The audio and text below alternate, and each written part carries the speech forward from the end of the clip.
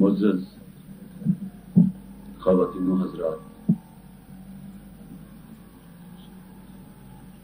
اس مقدس اجتماع میں جب شرکت کی دعوت ملی تو ایک طرح کی سعادت تھی جس کے لیے آپ سب احباب نے مجھے چنا۔ میرا جہاں آنا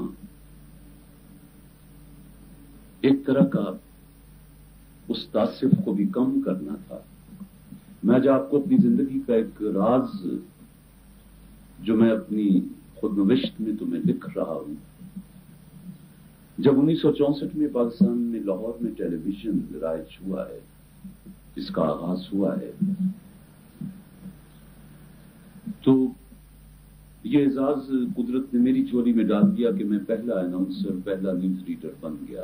ان دنوں وقت کی پابندی نہیں ہوتی تھی، اناؤنسمنٹ کبھی کبھی 10 منٹ ہمیں کرنا پڑتی تھی کہ ابھی وہ ڈرامہ آرٹسٹ تیار ہو رہے ہیں یا میوزک والے ہو رہے ہیں یا کچھ ریکارڈنگ کا کوئی سسٹم تھا نہیں، تو سب کچھ لائیو ہوتا تھا۔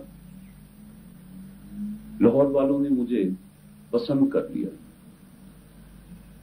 ایک دن میرے پاس ایک دوست، ایک شخص پیغام لے کر آیا کہ تمہیں پرویز صاحب نے بلایا ہے۔ اب یہ 1964 دیکھیں کہ میری عمر کیا ہوگی۔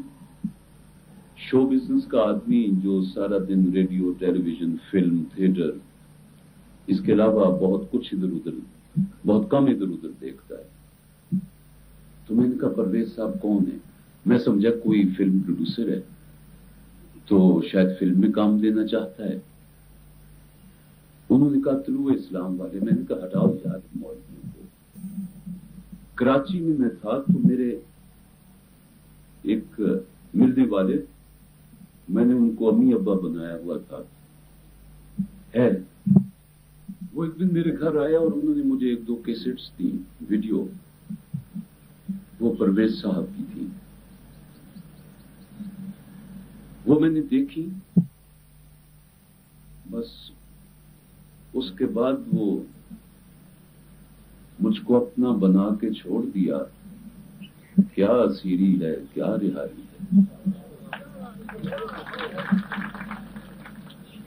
اور میرا خیال ہے کہ اب بہت سے ساتھیوں کے پاس پرویز صاحب کے افکار پر مشتمل وہ کیسٹس، وہ کتابیں، وہ پمفلٹ، وہ آڈیو، وہ ویڈیو نہیں ہوں گی جو میرے پاس ہیں۔ اور میں جب گاڑی میں سفر کرتا ہوں، میں آپ کو ایک قصہ سناتا ہوں۔ میں گاڑی میں سفر کرتا ہوں تو اداکاروں کی گاڑیوں میں لیٹسٹ میوزک ہوتا ہے، گانے ہوتے ہیں، قوالیاں ہوتی ہیں۔ میرے پاس پرویز صاحب کے کیسٹس ہوتے ہیں، میں وہ چلاتا ہوا سنتا رہتا ہوں اور کچھ روشنی مجھے ملتی رہتی ہے۔ تو ایک دن ایک مولانا ہم سفر ہو گئے تو میں نے کیسٹ لگا دیا، سنا، کچھ سیدھے ہو کے بیٹھے، کچھ داڑھی میں ہاتھ پھیرا، کچھ پہلو بدلا۔ ابھی تک ان کو یہ نہیں پتا چل پا رہا تھا کہ یہ آواز کس کی ہے۔ آخر جب وہ ان کے مسلک پر براہ راست زد پڑنی شروع ہوئی تو کہنے لگے طارق صاحب یہ کون ہے؟ میں نے کہا مولانا آپ سنیں، قرآن کی باتیں کوئی بزرگ بتا رہے ہیں اور مجھے اچھی لگتی، میں اس لیے سن رہا ہوں۔ کہ نہیں یہ تو غلط کہہ رہے ہیں۔ میں نے کہا ہاں آپ کو یہی کہنا چاہیے، اس لیے کہ اس بیچارے بندے پر آپ جیسوں نے کفر کے فتوے بھی لگا دیے تھے، آپ جیسوں نے ان پر نہیں معلوم کیا کیا ظلم توڑے تھے، کس کس ذہنی عذاب سے آپ نے گزارا تھا۔ تو آپ اگر اس بندے کے لیے اس وقت کلمہ خیر کہہ دیتے تو میں سمجھتا شاید ان کے خلوص میں کوئی کمی آ گئی ہے، فکر پرویز بدل گئی ہے۔ کیونکہ جب تک ملا مخالفت کرتا رہے گا فکر پرویز نکھرتی رہے گی۔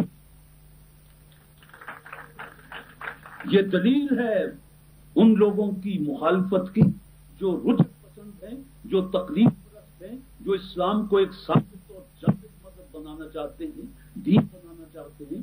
اگر وہ مان گئے تو پھر ہمیں سوچنا پڑے گا کہ بات کیا ہوئی، کہیں ہم وہ راہ تو نہیں چھوڑ گئے۔ जिस दिन इनकी आंख बंद हो गई, इनका नाम लेवा कोई नहीं होगा। मैं आपको बता दूं, हर इंसान ने मर जाना है। परवेज साहब भी अब हम तुम में नहीं, खाक में पिन्हा होकर। लेकिन उनके नाम लेवा, उनकी फिक्र को आगे ले जाने वाले मौजूद हैं।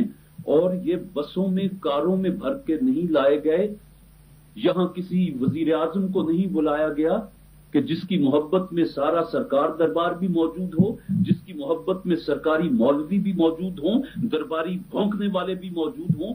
यहां वही हैं जिनके दिल में इश्क है और जो कुरान को सही समझने की फिक्र कर रहे हैं, वो फिक्र परवेज के साथ आगे बढ़ रहे हैं। और चूंकि फिक्र परवेज जो है वो कुरान पर बुनियाद अपनी उठाती है, इसलिए आप यकीनन कामयाब व कामरान होंगे, इसलिए कि आपने दुकान नहीं खोली हुई।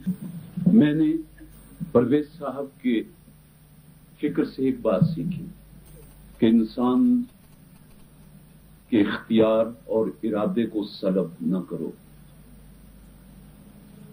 इंसान के इख्तियार और इरादे को सलब न करो। कभी इंसान की इज्जत नफ्स को ज़ोफ न पहुंचाओ। अपनी बात कहते जाओ, वो तुम्हारा हो जाएगा।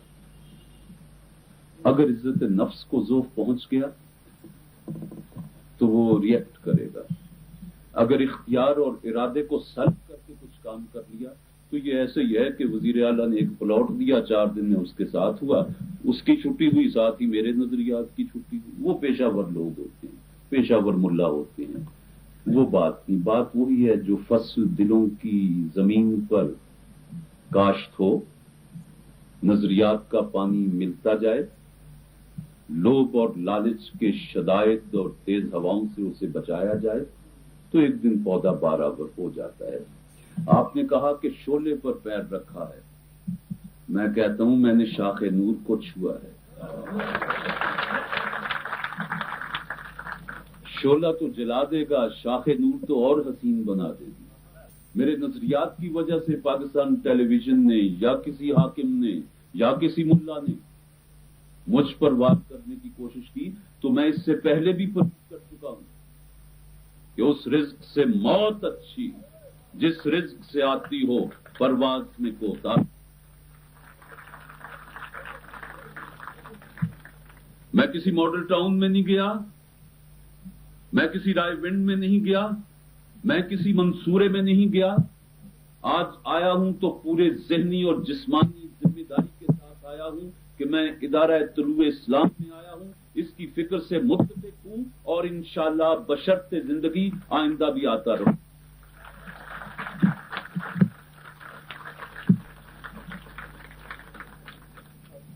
और मैंने मजलिस इस्तफसारात में एक सवाल का जवाब बाबा जी से सुना था।